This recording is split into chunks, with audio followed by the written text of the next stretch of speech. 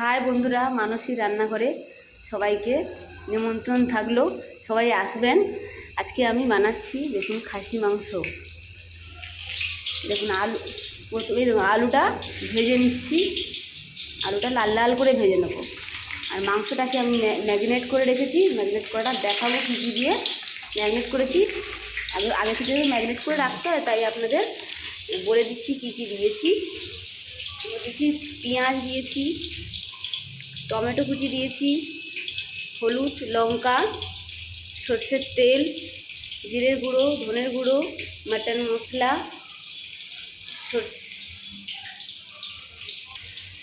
আদা রসুন, একটু গরম মশলা গুঁড়ো দিয়ে ম্যারিনেট করে রেখেছি। অল্প একটু ভিনেগার দিয়েছি। এটা আধ ঘন্টা হলো ম্যারিনেট করে রেখেছি।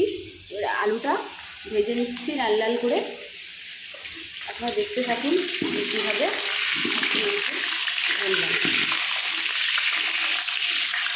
দেখুন আলুটা লাল লাল করে ভেজে নিচ্ছি। আলুটা লাল লাল করে ভাজলে, যত লাল লাল করে ভাজবেন তত তরকারির মধ্যে আলু টেস্ট হবে, খেতে খুব সুন্দর লাগবে, দেখতেও খুব সুন্দর লাগে। অল্প একটু হলুদ গুঁড়ো দিয়ে দেবো, কালারটা খুব সুন্দর হবে, দেখতেও খুব সুন্দর লাগবে। অনেকে নুন দেয়, আমি নুন দিলাম না, কালারটা সুন্দর হওয়ার জন্য আমি একটু হলুদ অ্যাড করে দিলাম।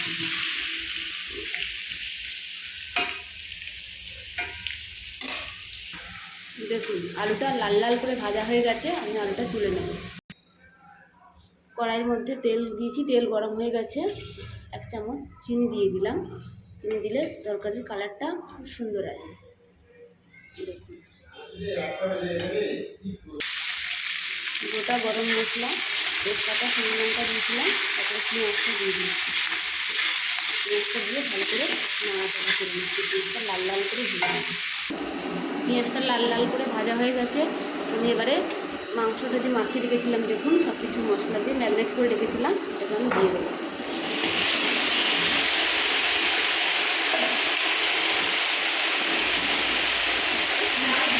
ভালো করে নাড়াচাড়া করে নেব।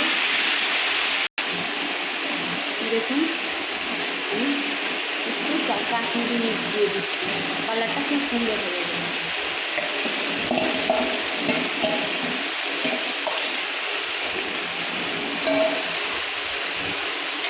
মাটন মশলা দিয়ে দেবো,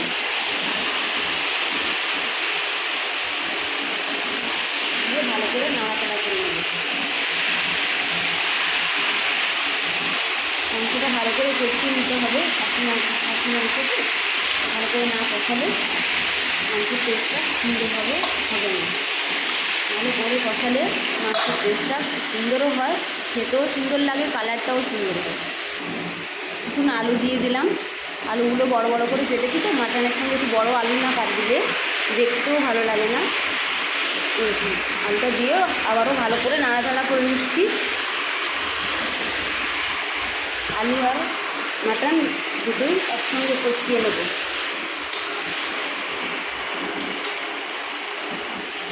এবার আমি অল্প আঁচে গ্যাসটাতে ঢাকা দিয়ে দিলাম, অল্প আঁচে ভালো করে কষিয়ে নেব। দেখুন আমাদের মাংসটা প্রায় কষানো হয়ে এসছে, আর একটু বাকি আছে, আরও ভালো করে একটু কষে নেব। দেখুন ভালোভাবে কষানো হয়ে গেছে, এবারে আমি জল দিয়ে দেবো।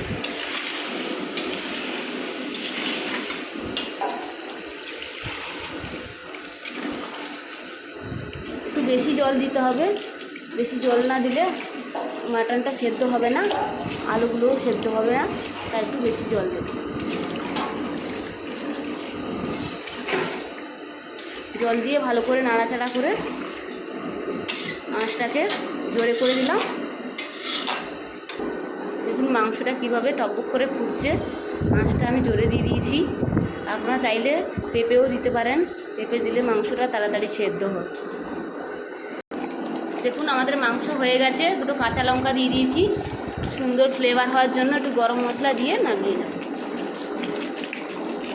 গরম মশলাগুলো দিয়ে দিলাম, খুব সুন্দর সেন্ট বেরোচ্ছে। কাঁচা লঙ্কাগুলো ছিঁড়ে দিয়েছি, তাই দেখতেও খুব সুন্দর লাগছে। এই দেখুন, এবারে আমি মাংসটাকে নামিয়ে নেব। এইভাবে বানালে খেতে খুব সুন্দর লাগে। দেখুন কালারটাও খুব সুন্দর হয়েছে। এইভাবে ট্রাই করে দেখবেন, খেতে খুব সুস্বাদু ও সুন্দর লাগবে।